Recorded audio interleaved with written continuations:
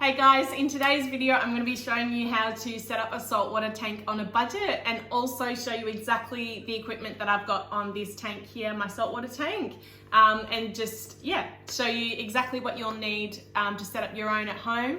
I know a lot of people think you need heaps of expensive equipment for saltwater tanks. I don't think you do. That's my whole aim, is to try and show you what's possible on a budget.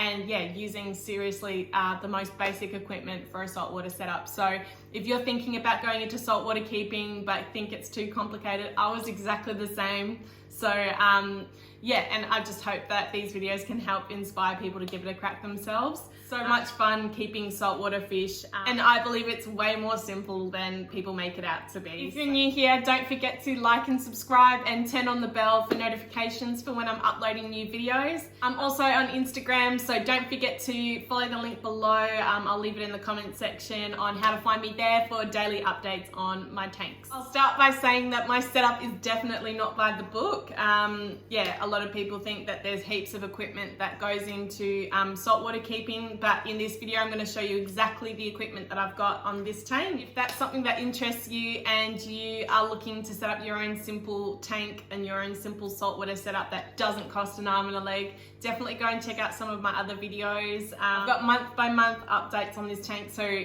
don't forget to follow along if that's something that interests you. So I'll get straight into it on the equipment that I have on this tank. A lot of people think that you can only have saltwater tanks with sumps. I don't have a sump on this tank at all. I'm running this on 2 canister filters. I'll show you them now. I've got this filter here. It's actually the one I used on my freshwater tanks. So that's the information there on it. So I've got that on this side. So I've got the intake there and the out section right there.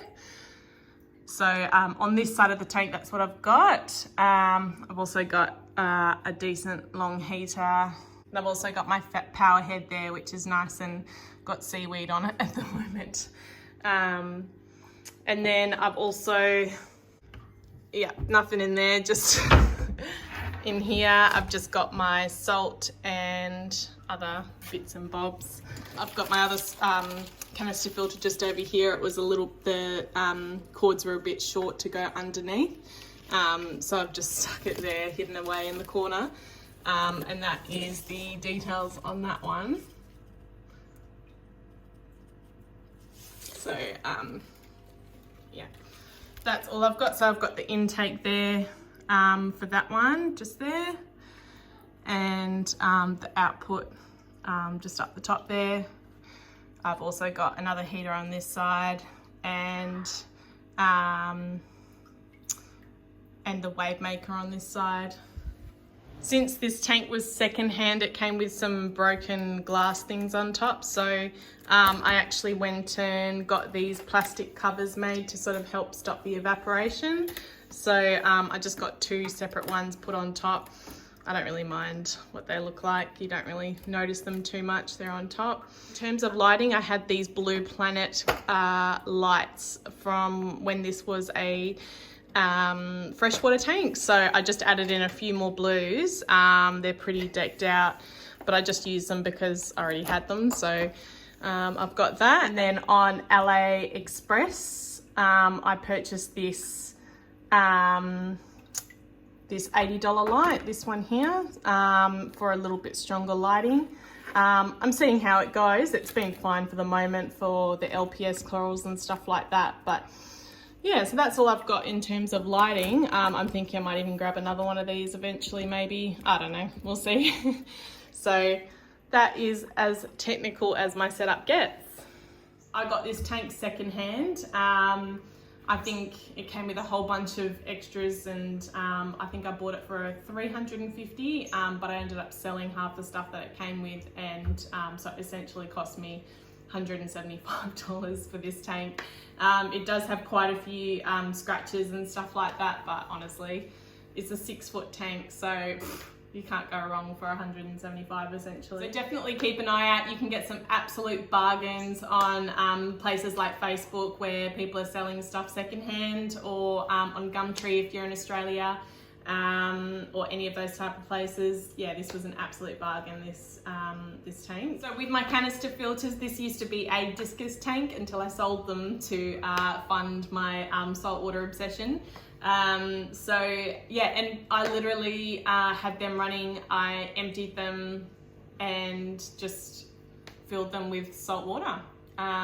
There was no special anything really with that. It's probably a special process that you're supposed to follow with changing canister filters from freshwater to saltwater. I'm sure there's probably a process now.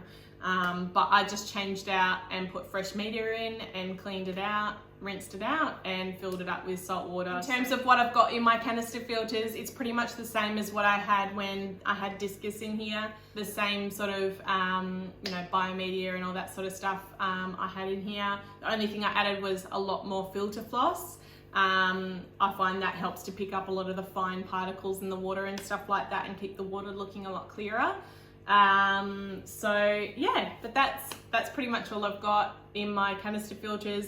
I change out the filter floss once a week in one of them, so it gets done about once a fortnight. I've done a video on YouTube on my weekly maintenance and what I do, so if you haven't checked that out, definitely go and check out that.